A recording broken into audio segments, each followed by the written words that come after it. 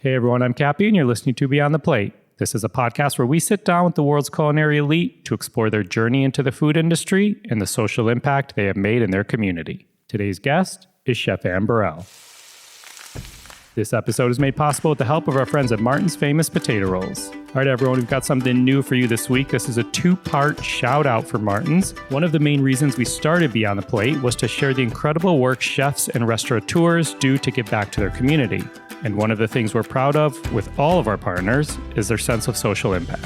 So this week, Martin's is foregoing their normal brand mention time slot to allow us to shine a light on a grassroots organization doing great things. This is super cool. So stick around at the end of this episode. We're going to tell you about a Chicago couple and their incredible initiative called Grocery Run Club. Really quick, here's a few numbers for you. In 2020 alone, they supported nearly 5,000 community members by distributing over 37,000 pounds of fresh produce, almost 2,000 non-perishables, nearly 12,000 personal hygiene and cleaning supplies. That's good stuff. All right, more on Grocery Run Club and part 2 after my chat with Anne Burrell.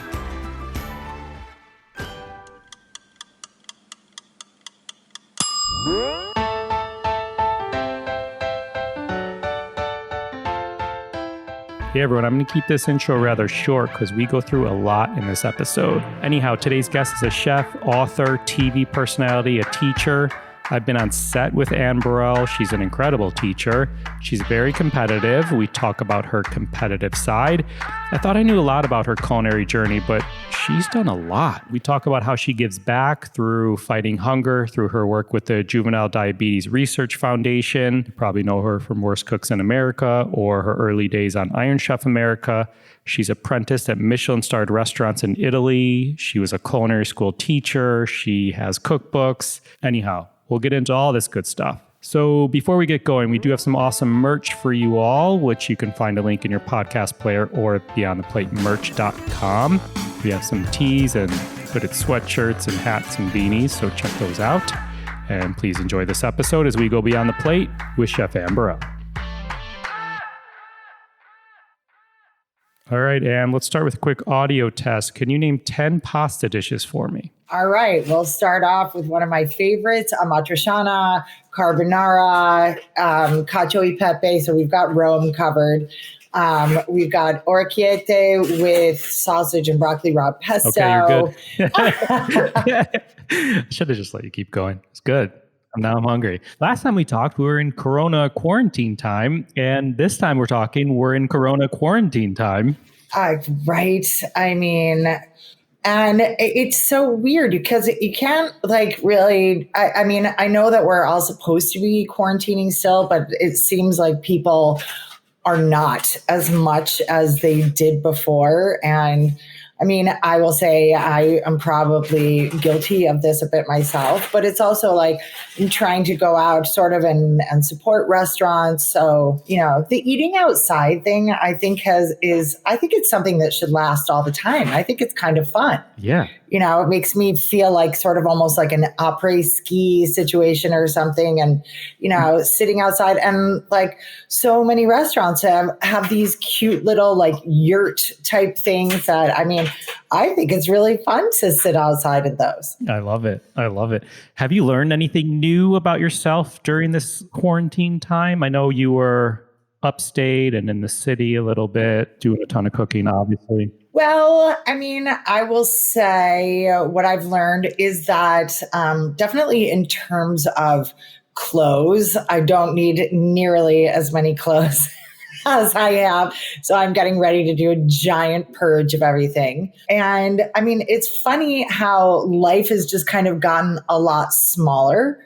And so I think that the relationships that you keep during this time, you realize like how truly important they are.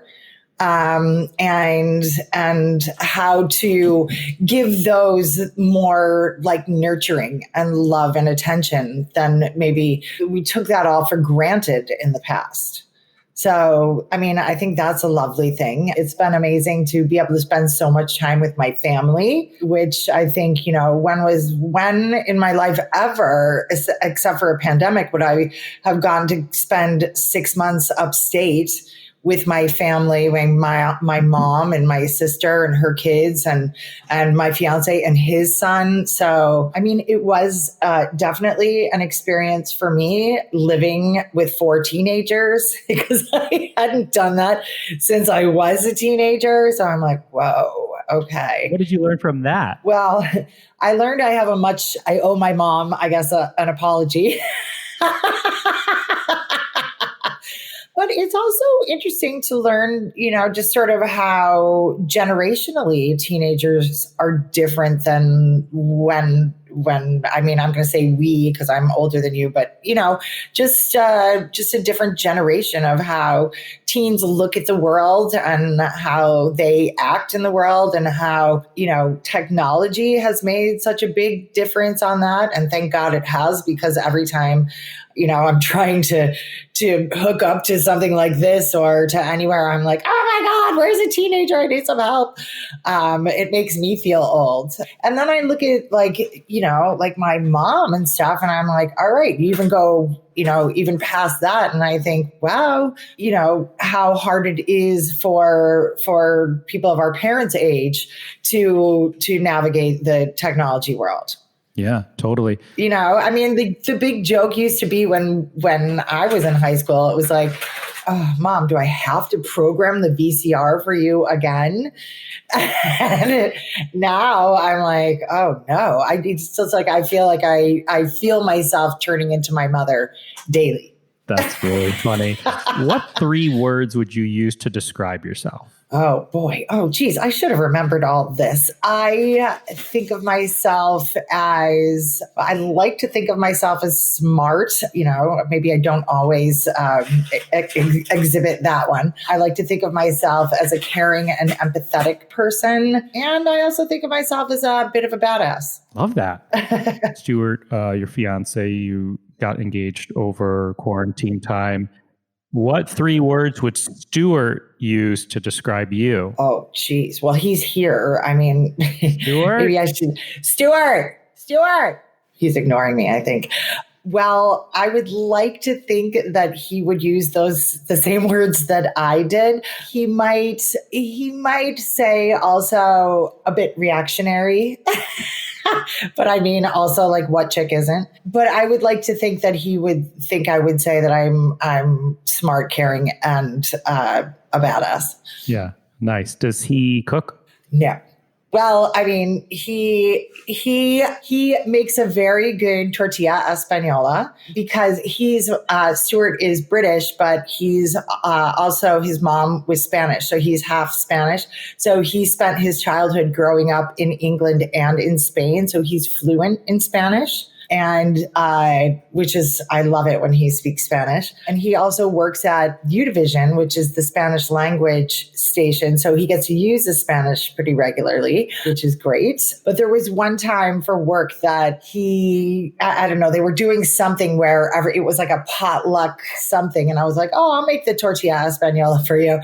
And I made it, and it wasn't in the best pan. And so right as it was coming out of the oven and I turned it out, as Stuart comes around the corner in my kitchen, and he's like, and I was like, oh no, because it was a little burned on the bottom. And I was like, all right, there's no way that I'm sending you to work with this. So I'm like, I made another one that came out perfectly. But I was like, just the look on his face, I was like, oh, because everyone's going to know that I made this and they're going to have like big expectations. Totally. Cazenovia, New York. Yes, it is. Yes. Can I tell you? I'm texting Stuart to come here for a second. Once you do that, I want to hear, you grew up in Cazenovia, but I want to hear about Cazenovia and talk about like Burrell family suppers. And I don't know why I called it supper, because I never call it supper. I just call it dinner. But anyway. Me too. I mean, why is it like Sunday? It's like Sunday is only the supper day. I don't know why. But Cazenovia, New York it's a very small town. It's like 3,000 people. So you can imagine how well I fit in there. It is like a slice of Beaver Cleaverville. I mean, it's like, flower boxes and American flags and Volvo station wagons. And you can go on vacation and leave your house unlocked for 2 weeks and it's probably fine. And anytime anyone's doing anything wrong, like the mom phone tree starts, which, I was definitely on the mom phone tree, I'm sure, quite a bit. But it was a very sort of idyllic childhood. We had a big house and we had a huge garden, and my mom would say, like, go out and pick lettuce for dinner and that kind of stuff. So we had family dinner every single night. And my mom was a big stickler for table manners and stuff, which I hated at the time, but so appreciate it now. And, it was like always our job to set the table and to clear the table and kind of clean up after dinner. No one could start eating until, everyone was at the table and seated and ready to go, which weirdly now when I cook at home, my mom kind of forgets that rule. And I'm like, what? This was such a big thing when we were growing up. Like, why is it not now? Why are you standing at the counter eating off of your plate with your hands? Right. Or like, and I do these dinners for like, we were 9 people all together during the when we were upstate. And like the second dinner was ready, my mom's like, oh, I gotta just take the dog for a quick walk. And I'm like, what? Now? I mean, really? I mean, can't you just do that later? Like, oh, so, I mean, it's hilarious. Your she's still in Cazenovia. My mom is still in Cazenovia, and my sister lives there with her 3 children. So, I can understand why once my sister had kids, she wanted to move back there because we had a very nice growing up and small town life. There's something to be said for that. And you have a sister and a brother. I have a sister and a brother, and then we have another guy that we call a brother that graduated from high school with my sister the same year and had kind of a bummer of a home life. And so my mom took him in, and he's been part of our family ever since. Nice. Which is nice. How nice. Is anyone else in the food industry? Well, no, not directly, but my sister is a dietitian and she teaches nutrition at Syracuse University. And my family always says that Jane, my sister, makes food that's good for you, and I make food that tastes good. That's perfect. Did you help cook when you were young? Was it like going out to the garden and grabbing things and clearing the table, or did you actually help in the kitchen? I didn't help with dinners on a regular basis. I mean, like holiday stuff, like Thanksgiving. Oh my gosh, I remember Thanksgiving so well for so many years. We had this little teeny black and white TV that we would sit on the kitchen table, and my sister and I would start making toast for the stuffing. And then we would have our little cutting board. And it was like one of the only times that we got to use the sharp knife, like a paring knife to cut toast squares. And my dad would make us virgin Bloody Marys with clamato juice that he called clam diggers. So, my parents were clearly having real ones. And I mean, like, I loved that. I loved being a part of the help with that. People say they always remember their firsts. So let's do a quick speed round, which we usually do a speed round later, but let's do a speed round now of firsts. Okay. First food memory you have as a kid. My first food memory, oh geez, that's hard because my mom cooked all the time and I loved so much stuff that she made. But I was a big fan even from a little kid of when she would make pasta. So whether it was like spaghetti and meatballs, or sometimes she would make like her version of sort of fettuccine Alfredo or something like that. I loved it. And then in the summertime when we had like, if you grow zucchini, you have 8 million zucchini. If you have one, you have 1 million. And so then we had a freezer full of banana bread zucchini bread. And every time you'd go over to a friend's house, they'd be like, take a zucchini bread, Not to interrupt the speed round, but you say fettuccine Alfredo, which just sparked a huge memory for me because when I was little, I used to always order fettuccine Alfredo, and my Jewish mother I always would never eat it because I would say it's too cheesy. And then she would always return it to the, And restaurant. you would order every time you did this? Yeah. I don't remember anyone saying like, stop ordering that. You do that every time. But I just remember like multiple times being like, It's too cheesy. I don't want it. Hilarious. We had because my town was so little, to go to any sort of fancier restaurants, we'd have to drive 15 minutes. And we used to go to this one restaurant called Grimaldi's Ristorante. And my dad would say now this is a very fancy place. It's called a ristorante. And we're going to have an antipasto, which means before the pasta. And then, so it was the thing with the salami, that they would roll up into the little cones, and it had tuna fish on it, and, that kind of thing. And then you would get the big, huge menus, and you would open them up like this, and all the pasta dishes were listed by number. And so I would order, a lot of times I remember ordering number 39, which was pasta with butter. Wow. That's so funny that you remember that. 39. Right. I just remember it's very fancy. It's a ristorante. First thing you remember cooking? First thing I remember cooking, I think, had to be something like eggs or pancakes, like Sunday breakfast before church on Sunday. First job? My first job was at McDonald's, where I say now I was a friturier. The fry cook, but I got to make the French fries sometimes, but I like to do the cashier counter thing better because I got to talk to people. Drive-through, I hated doing because it was too stressful. Oh, really? Well, because it's the thing would beep and you'd have to step on something and talk, and I don't know, once you got the hang of it, but in the beginning, it made me very nervous. Yeah. First time you knew you made it as a chef? Oh, let's see. I think, the first time I was ever a chef of a restaurant where I had instituted my whole menu, and I was in this dark, basement kitchen, and it was it was a crappy restaurant, all broken down. And I was no, I'm going to update this and put my stamp on it. And then there was one day that I stood back and I saw all these people working towards my mission, and everyone for the 1 minute in a day of a restaurant when everyone's doing what they're supposed to be doing. And I was oh my God, I'm really the chef here. And I felt like I had earned that title for the first time. That's cool. How old were you? I think I was about, I don't know, maybe 32, 3, something like that. So you went to culinary school before that, right? So, yes. So from my little town, from Casanova, I had no idea what I wanted to do with my life. So I went to college in Buffalo. I went to Canisius College, and I got a bachelor's degree with a double major in English and communication, which just means I did poorly in 2 subjects.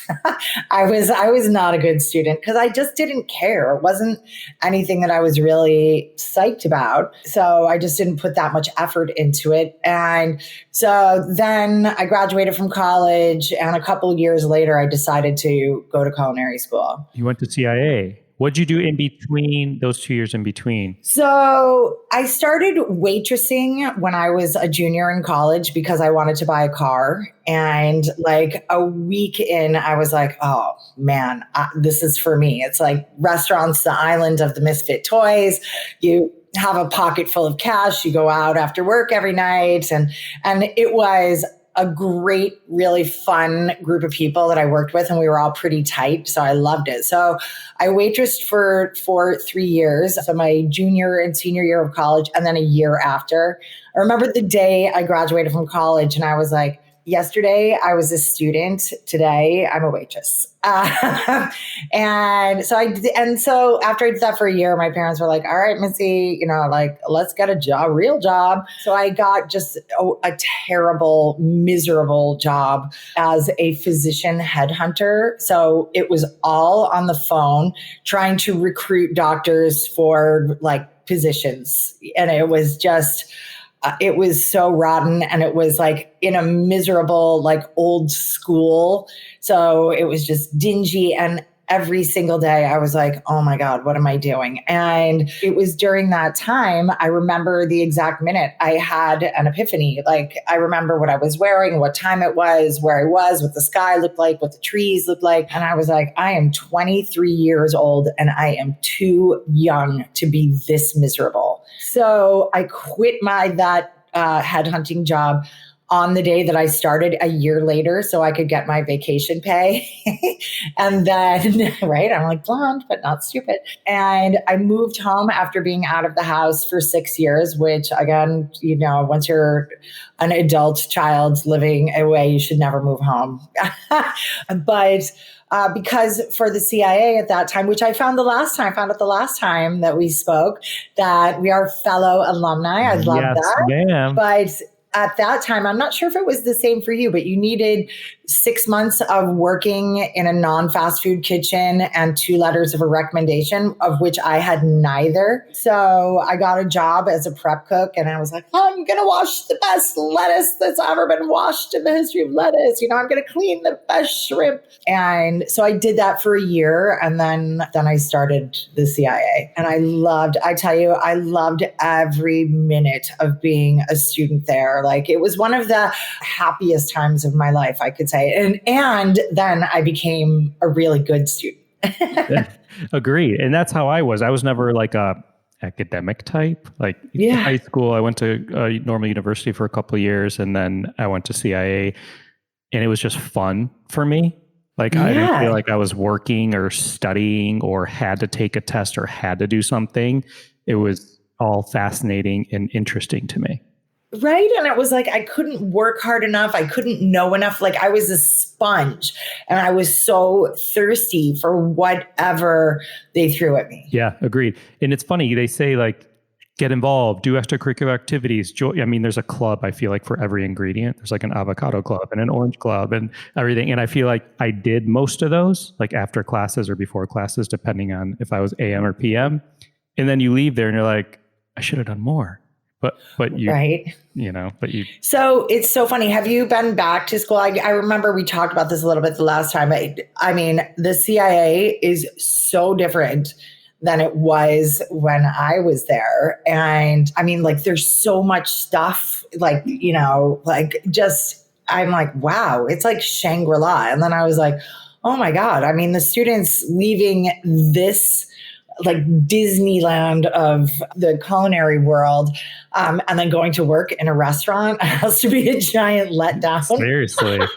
It's funny. I think since we last spoke, I spoke on this panel after CIA. I went to Florida International University in Miami for hospitality management, and I just did a panel discussion. They had me on for alumni or whatever from FIU. And one of the now chef instructors at CIA do you remember Chef Massey, Noble Massey from CIA? Was he there? I remember Chef Massey, but I never had him. So I think he's since unfortunately passed away, but his son is at FIU. And I saw his name on the screen. I was like, wait a second.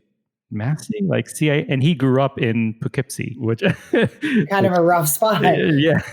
Anyway, yes, we both loved our CIA experience. I really did, and it's actually funny. In the last couple of years, I've become really good friends with Lynn Ryan, who is married to Tim Ryan, who is the president of the CIA, and so I've gotten to be friends with Tim Ryan as well. So that's been kind of nice, and so because of that, I've gone back to school a couple of times. And I actually got to do a demo in Danny Kaye Theater, which was thrilling and so funny. I mean, I remember being in school and seeing Michael Chiarello do a demo. And then years later, I was on Next Iron Chef with him. And I'm like, oh my gosh, how funny. That's it was like, so there's so many little times when you're like, oh, I've made it as a chef. And, it's like, oh, I've made it. And then, another thing comes along and I'm like, oh, what was I thinking before? Now I really made it, kind of stuff. That's funny. We could probably drag this next portion out about everything you've done in your career in the kitchens and whatnot. But can you bullet out, you started to already, but like after CIA, like highlights of your career, if you will? Sure. So after I graduated from the CIA, I did another school program in Italy. So I went to Italy for a year. It was 3 months of school we did the culinary school in Barolo. I lived in the town of Alba. And then I worked in restaurants doing a stage, working for free, but they had to house us and feed us in Umbria, Tuscany, and Liguria. And then I came back to the States and moved to New York City. And my first job in New York was at Lydia for Lydia Bastianich. And then I worked at at Savoy in Soho, which is no longer there, but that was really fun. And then I worked at Il Buco for a little bit.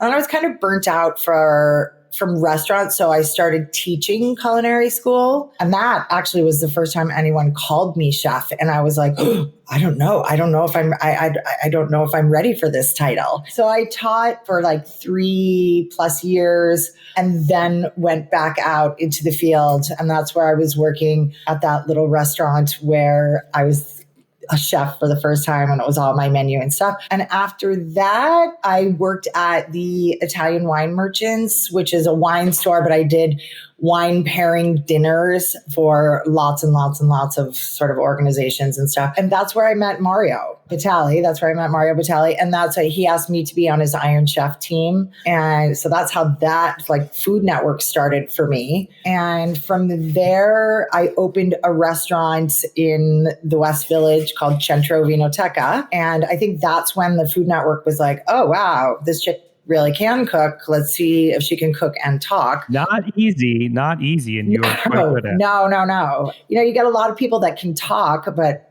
their cooking isn't as great as their talking. So it's really very difficult to find that perfect mix of both of those. And so let's see, after Centro, then it's been kind of just like Food Network sort of ever since. It's, Secrets of a Restaurant Chef came along, and then Worst Cooks in America came along, and then another show called Chef Wanted. And then I've done, tons of other stuff Next Iron Chef. I've done Chopped. I've done Beat Bobby Flay a million times. I mean, all those, the Best Thing I Ever Ate, all of those kind of things. But throughout it all, Worst Cooks has kept on trucking, and we just shot seasons 21 and 22. So season 21 is airing now, which is cool.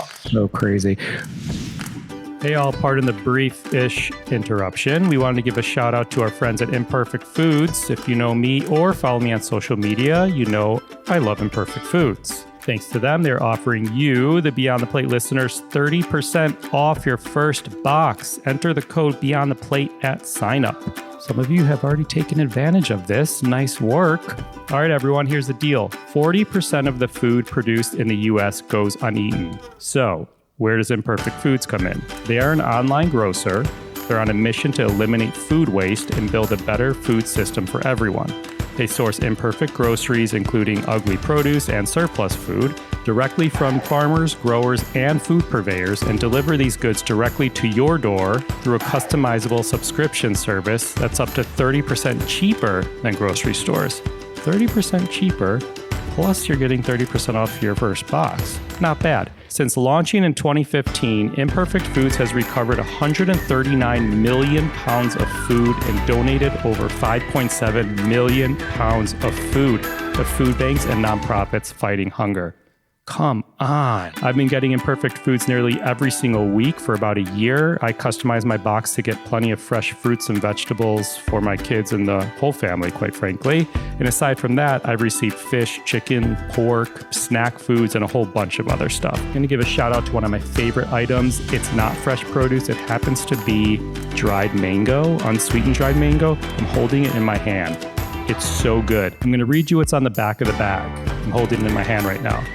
This dried mango is considered too dark from sun exposure to be sold in stores. The manufacturer buys entire orchards of fruit to support the grower financially, but this means that every year there's a percentage of crops that doesn't meet the color specifications of retail stores. Do you hear that, everybody? It's still good. It's still delicious mango. It just doesn't meet the color specs. So they used to have to sell these as a loss as fruit paste to smoothie manufacturers. Now they get a fair price from Imperfect Foods, and you get a healthy snack. Bravo, Imperfect Foods. Check out that dried mango when you sign up for your first box, everybody. To learn more about Imperfect Foods, please visit imperfectfoods.com and follow them on social media at Imperfect Foods. Again, for our Beyond the Plate listeners, for 30% off your first box order, enter code Beyond the Plate at sign up. Imperfect Foods, we thank you. Okay, back to my conversation with Chef Anne Burrell. What was the inspiration behind going to Italy after CIA? Well, I really knew that I wanted European experience. Like I don't know why I knew this, but I knew that traveling was something that was so important, and to experience as much stuff as I possibly could. And so while I was, in fifth term at the CIA, I somehow, I don't even really remember how I found this program, but to go to Italy cheap for like a year. And I was like, all right, I'm doing it. I didn't know how I was going to do it. I didn't know how I was going to find the money to do it, but I was like, I'm going to do it. And it's so funny because people like my classmates at the CIA were like, oh, Italy, why are you going to Italy? Why not France? Like Italy's easy. And I was like, I don't know. I just wanted to go. I just want to go anywhere. And I was like, I got to see the world. Like I've got stuff I need to experience and do. And like what I thought of as Italian food, which, coming from the Ristorante, Grimaldi's Ristorante, was like nothing compared like that I experienced when I was actually in Italy. And I was like, oh my gosh, I love this so much more than I ever even knew that I could. And I really was like, wow, Italian food, if you want to compare French and Italian food, yes, they're very, very different kitchens, but the Italian kitchen is so ingredient based and so simple that if your ingredients and your cooking techniques are not on point, it is glaringly apparent. So I was like, food isn't like, it's not as much about the knife cuts, which are, yes, always important and stuff, but it's not so much the manipulation of food rather than the letting food be itself kind of thing. And that's hard to do. So when you got to Italy, did you look at all the menus and you were like, where's number 39? Where's number 39? And like anytime that they were like, oh, fettuccine Alfredo, oh, it's for a tourist. They would call it pasta con panna, like pasta with cream. And I was like, oh, really? So you come back to the States, you work for Lydia. Did you specifically want to work for a female chef, or was that random? It was, it was a bonus for working with her. But there were also not very many women chefs at the time to like try to search out to work for. There were Lydia, and then I think Anne Rosenzweig was the other one. And like, those were pretty much the only female chefs of note. And when I moved to New York, I was so broke. I moved to New York with $1,500 and had to, put down your security deposit and all this stuff for your apartment. And then I was like, all right, I got to find a job. And like, I just walked around Manhattan with a Zagat and my resume and just handed my resume out to places that I thought seemed interesting to work at. And so I trailed at probably, 5 or 6 or 7 places. I got hired at all of them. And of course, Lydia was like the closest to what I felt like I had just spent a year doing in Italy and that kind of stuff. And, working for a woman chef was just sort of a bonus. Yeah. It's so interesting, crazy, fascinating, like hearing and seeing out these career paths, because like going even further back, like what if you crushed it at that headhunting job? I know, what I mean? right? Like, what if you were doing something there? Or like with the fast forwarding, you had the Zagat guy. Like what if you went to another restaurant, not for Lydia?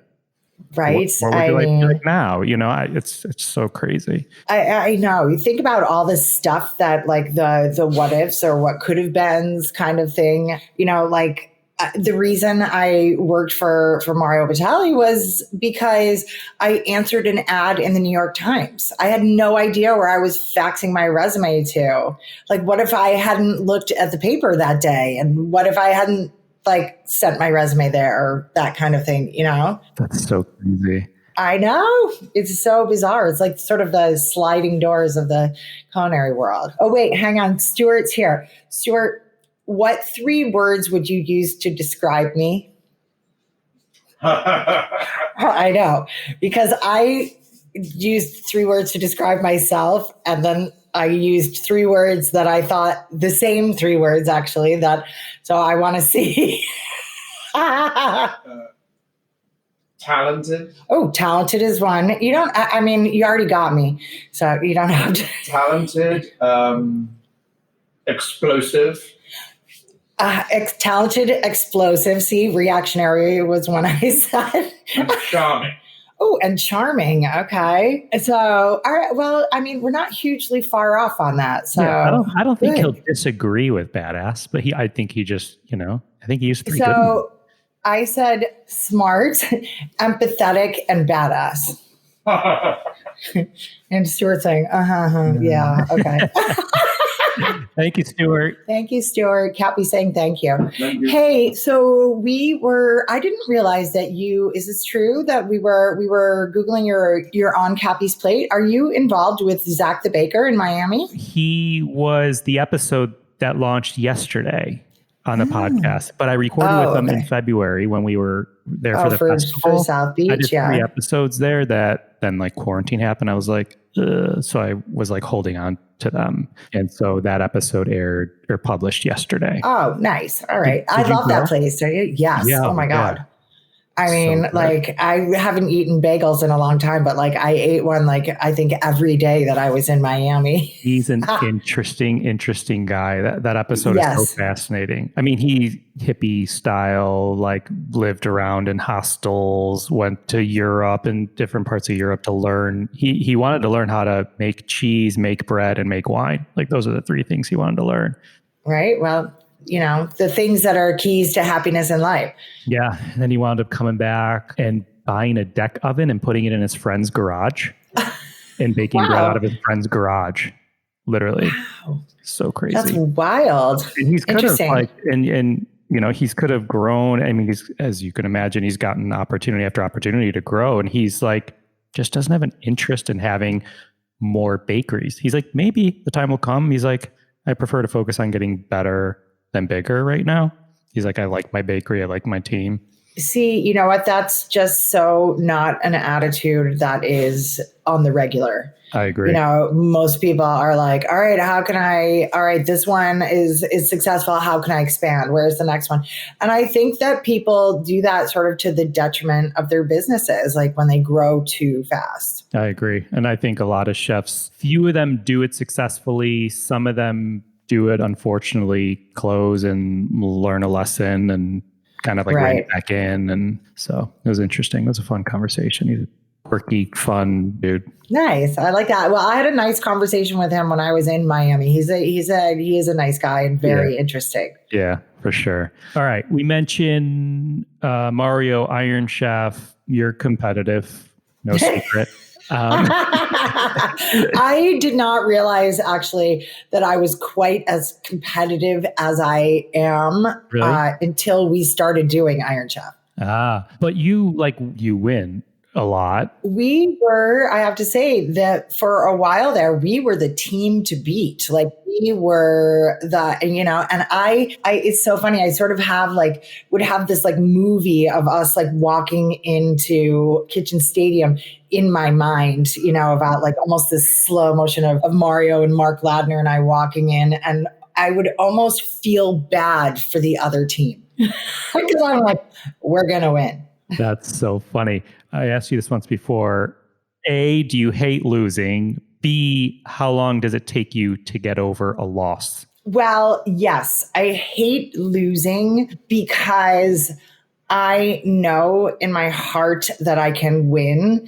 And when I don't win, I feel like a huge sense of disappointment in myself. And it takes me like even on Worst Cooks, because even when I'm not cooking and my recruits don't win, I still I've taken the journey with these people to see where they have started to where they finish. And when they don't win, that look that they give me and they turn around, and I'm like, I'm so sorry. I mean, like, I feel responsible that they lost. And I'm like, did I not write a good enough menu?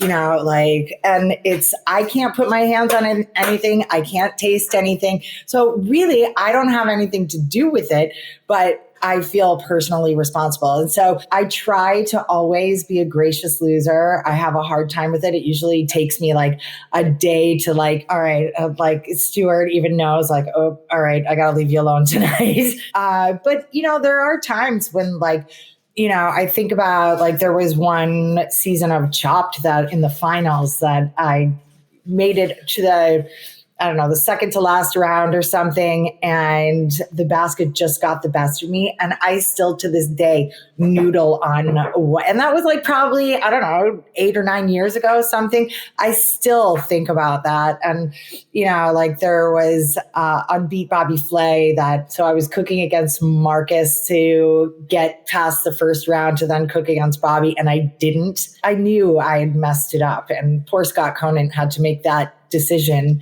And he was like, don't kill me, because he knows how competitive I am.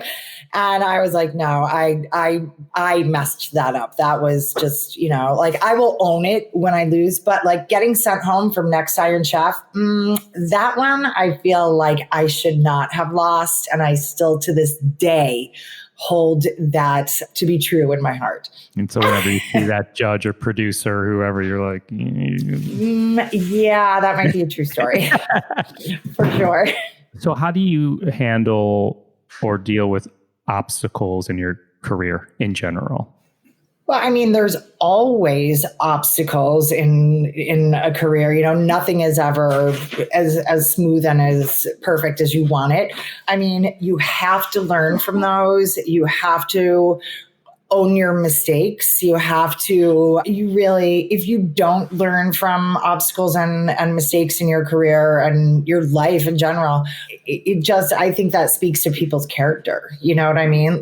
You really have to, it takes some self-awareness. It takes some self-searching, and, you have to own them and learn from them. Yeah. Because there's always, always, always obstacles. Yeah. For sure. All right. This next segment is called What Would Rachel Ray Ask Anne Burrell? Oh, yay. I'm actually doing a Zoom with her, a Zoom happy hour tomorrow night. I just love that, Rach. Is there cooking or were you just cheersing? No, she and I are just having a catch up, a happy hour catch up, because Rachel is actually also going to be, or is one of the bridesmaids in my wedding. Oh, fun. I know. And she's like, I've never been a bridesmaid before. And I'm like, get out of here.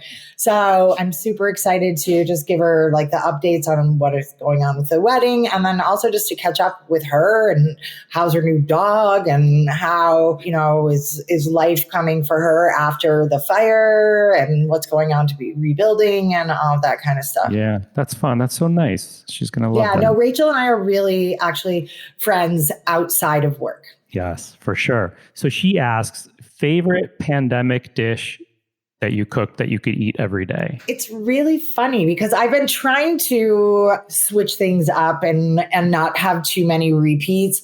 But I made this dinner the other night and it was really simple, but so delicious. And it was a cauliflower, butternut squash, and chickpea ragu. Talk to me. I just got a fresh head of cauliflower and I have a kabocha squash. But anyway, I'm so curious about this.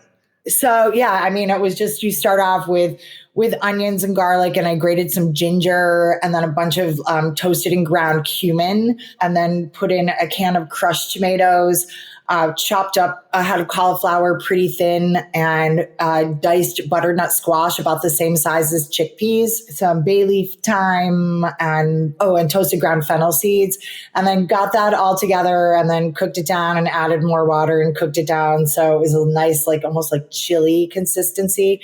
And then I roasted spaghetti squash. So I just seared a couple of chicken breasts, and which, I mean, I'm not even a huge chicken breast fan, but I was just like, oh, I'll just grab these, whatever. And so it was like, some arugula salad down on the plate, the scraped spaghetti squash, the chicken, and then the cauliflower ragu on top of it. And it was so delicious. It really, maybe I was just really in the mood for it, but it was really healthy as well. And it was like, oh my God, I could eat this every day. Yum. Now I'm going to have to take the rough cut of this episode and listen to it tonight to I think I got it. Well, I could text you what it was if you want. Yeah. This is random, but when you said chicken breasts, I use the sous vide immersion circulator every now and then. I know that's not very Italian. Do you ever use sous vide machine or no? No, I never Neither do. does Rachel. I was just curious here. No, I'm I'm old school. I the thing about a sous vide, I think it's okay for restaurants, but it really does change the texture of proteins and stuff like that. And I don't love it. I that sort of mushy sort of, it's just not my jam. And I was at a restaurant probably about a month ago, and I got a braised lamb shank, and I was like, ugh, you could tell it was so sous vide because it just was missing soul. It was tender, but there was no brown food tastes good. There was the sauce didn't cling to the lamb shank. It would just, to me, I was like, meh, kind of, it just lost so much. And I'm like, no, I'm really an old school kind of person. I get it in restaurants when, if you want to cook chicken breasts like that and then just sear them and warm them up or whatever, because for a sous vide, a chicken breast is the best you could probably do with it, because chicken breasts, dry like cardboard, no flavor and that kind of stuff. So sous videing a chicken breast is, to me, probably the only way I would ever really use that. Right. Yeah. That's how I mostly use it, because Katie either it's she cuts into the chicken when I make it and looks at it and it's underdone or overdone. It's never really perfect for me, to be honest. So the sous vide helped. But I had a piece of halibut the other night, and I took out the sous vide machine and I'm like, why am I sous videing this piece of fish for 30 or 45 minutes when it's half inch or an inch, and I could sear it for a couple minutes aside and it's great and done. And then just let it rest and it's perfect. You know what I mean? These are sort of the cooking techniques that I feel with all this technology, I feel the food loses so much. Yeah. So many people asked lately about air fryers or Instant Pots. And I'm like, I haven't used either. I get there's a time and a place for certain things. If you want to cook beans in an Instant Pot or something, I don't know. I don't know. It's really, speaking of an air fryer, my publicist asked me, they want you on the GMA, Good Morning America, to talk about an air fryer. And I'm like, oh my God, I've never cooked in an air fryer before. So I bought one. And then of course that segment went away. So this air fryer has been sitting in the box in the foyer of my apartment for probably 2 months now. And I'm moving soon. So I'm all right, I'm not going to unpack this thing. I'll just do it in the next apartment. And I don't know. I'm kind of curious about the air fryer, I will say, because I feel once you get the hang of that, I think there's probably some cool things that you can do in that, which keep things I'm guessing, but I don't know for sure. I could get back to you on this, but I think things don't lose the soul as much as they do in a sous vide. Yeah, that's fair. Things can still be crunchy. Things can still be brown. You don't miss those layers of textures and flavors and that kind of stuff. Yeah, that makes sense. But I could be wrong. I don't know. Did you ever dabble in any of the Instagram quarantine, banana breads or sourdoughs of the world, or not really? No, I'm not a banana bread fan. Ugh, the smell of bananas when they get to be that brown, oh yeah, banana bread, bananas. I'm ugh, get those away from me. I'm like, I hate the smell. I hate that smell. So banana bread, not my jam at all. And as far as sourdough goes, I mean, I was cooking for 9 people every night. I was like, I got enough on my plate. You mentioned ICE, the culinary school. That's where you taught, right? Institute of Culinary Education. Mm-hmm. You're a great teacher. I love watching you teach. And I think you mentioned you enjoy it. Do you ever see yourself teaching again? I mean, I never will rule anything out. And I feel like I teach on Worst Cooks. I mean, that's what I do, aside from, playing lots of silly games and stuff like that, which are usually pretty fun. But I always, when we're coming up with those games and stuff, I'm always like, where are the teaching moments? Like, we need to have some purpose to these silly games. Otherwise, we're just getting people on TV to do a bunch of silly things and to make them look silly, which I don't think is very nice. So I'm like, there's got to be, yes, we can achieve both of those things. But would I ever go back to teaching? I mean, whoever knows what happens with the Food Network and that kind of stuff. I mean, they might decide that they're done with the Anne Burrell. And so maybe I would go back to teaching. I mean, these days, like, the thought of going back to a restaurant is just not appealing to me. Plus, I mean, I think it's going to take a long time for the restaurant industry to kind of dig itself out from where it is. So sadly, I mean, it's heartbreaking. So I think, I would never rule out teaching. I might do something. I don't know if I would go back to a place like ICE per se, but maybe I would set up my own really small, tiny school, something like that. I love it. Okay, so you mentioned season 21 and 22 of Worst Cooks. That's insane and amazing at the same time. You faced off against many different coaches. Yes. Bo McMillan, Robert Irvine, Tyler Florence, Bobby Flay, Rachel, Alex Guarnaschelli, and Carla Hall. Alton Brown. Was he on Worst Cooks? I didn't realize that. Yeah. I think that with that one, I mean, as much as I love Alton, I think that was not exactly what he was expecting. And I don't know if he loved it so much. I mean, I enjoy working with Alton a lot, but, Worst Cooks is it's one of my favorite things every time I get a new co-host, even if it's a co-host that's been there before. And some time has passed since they forget really just how bad these people are. I mean, these people really, we don't fake any of that. They're bad. I can attest. I've been on set a few times. Well, for a few seasons, I should say. But, sometimes they do something and you look to someone, you're like, what the hell? And you're just like, what is happening? Stuff they do. And right. And it's just I'm like, wow, I would have never thought to do that to food in a million years. Do any of those co-hosts who makes you the most nervous? When it comes to the person that's beat me the most, that really irritates me is Bobby. Okay. Bobby, I've beaten him once and I think he's beaten me 3 times. And I'm like, no, again, Bobby is an insanely good cook, but it's also on Worst Cooks, we have very different teaching styles and, he's much more hands off. I'm much more what are you doing? As Stuart says, reactionary, or maybe that wasn't the word he used. Explosive, I think was the word. And when he wins, I'm like, oh, because we position it as it's also a competition to see who's the better teacher. And I'm like, I know I'm a better teacher than Bobby.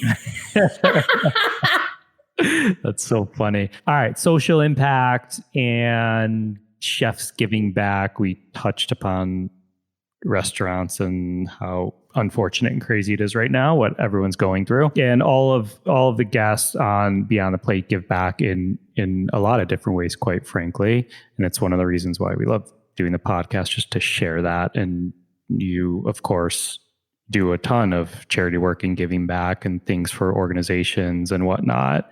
So my question, are there certain organizations or causes that are meaningful to you that you work with or give back to? Well, I mean, anything that provides food to people that and I hate this term so much because I think that it glosses over, or it sort of politically correctifies, the urgent need, and it's for food insecure, like, no, it's not. People, it's like, it's not that nice. Like, people are hungry and people need food. Like, I don't think that we should sort of candy coat that. There is so much food in this country that it is heartbreaking to me that there are people that don't have enough food, and especially in these times. So like any sort of food bank, any sort of anything that will feed, No Kid Hungry, City Harvest, Food Bank, what is it, Feeding America, all of those. Anything that gets food into the mouths of people that needs it, any sort of like school program that can make sure kids who, even if school is not in session, make sure kids get food, that kind of thing. And then the other one is JDRF, Juvenile Diabetes Research Foundation. When I won Chopped All Stars, I won $75,000 for that, because my nephew, Luke, is afflicted with type 1 diabetes. And so I've done some work with JDRF, is usually one of my charities of choice. Got it. Why do you think chefs are all about giving back? Well, I mean, if you think about what chefs do in the first place, like, we provide people. It's like hospitality. I mean, it's not just about, here's this fancy set, wine. Blah, blah, blah. It's about providing a very basic need for people, and that is to restore them. And it's always so interesting to me, because the word restaurateur, people think it's restaurateur. It is not. It is. Do you remember this from gastronomy and culinary school? It's restaurateur, to restore people. And so, that's what we do. We provide people, we help people, we feed people. And, and hospitality is about providing for people, like, almost before they even know what they need. That's like, high hospitality, but it's about giving. And so as a chef, and my mom always hates when I say this, but I'm like, as a chef, I'm a professional pleasure provider.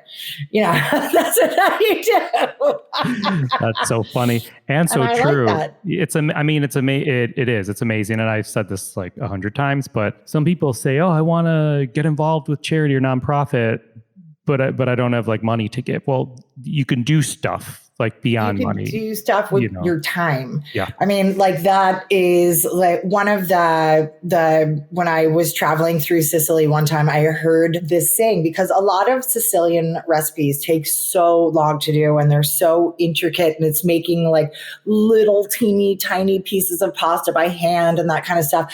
But, traditionally, historically, Sicily was very, very poor. And so there's this, I don't remember how to say it in Italian, but it's like, I don't have money to spend on you, but I have time. And I think that's such a beautiful statement. That's fantastic. Amazing. All right, let's do a quick speed round, and then we'll close it out with one last question. I love speed rounds. What did you have for dinner last night? So last night, we actually ordered out from a Mediterranean place called Shuka.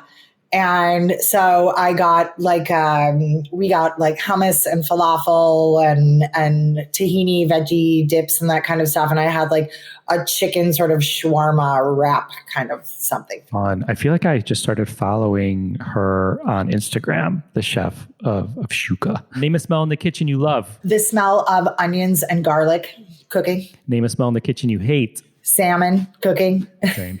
What pisses you off in the kitchen? People that don't clean up after themselves. What makes you happy in the kitchen? When things come out just right, and I taste something that I've made, and I'm like, yes. Love that. What actress would you want to play Anne Burrell in a movie? Oh gosh, I would want someone fun, who's fun, and someone a little kooky. Oh my gosh, like my mind is blank at the second. Maybe Jennifer Lawrence. Like it because she's nutty. Yeah.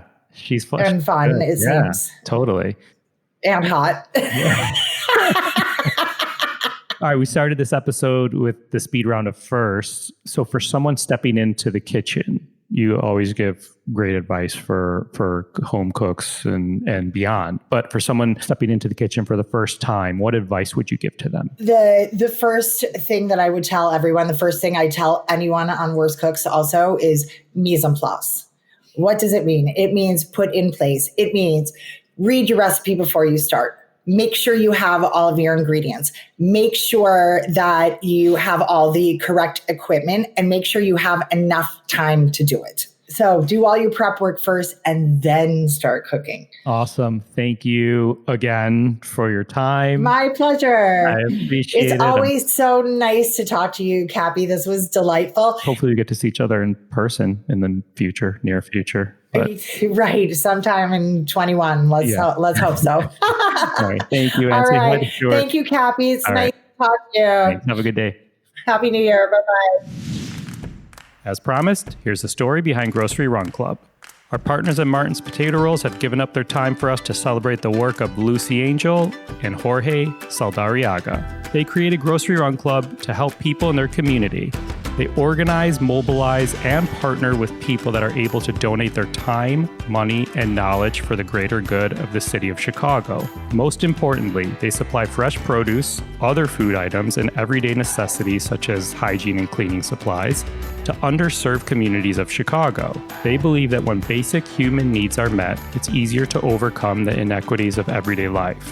If you'd like to learn more, donate, or volunteer, follow them on Instagram at Grocery Run Club, or visit their website, groceryrun.club.com. Thank you again to Martin's for allowing us to highlight good people doing great things. To learn more about Martin's and check out some of their great recipes, go to potatorolls.com and follow them on social media at Potato Rolls. They're also on Pinterest and YouTube, Martin's and Grocery Run Club.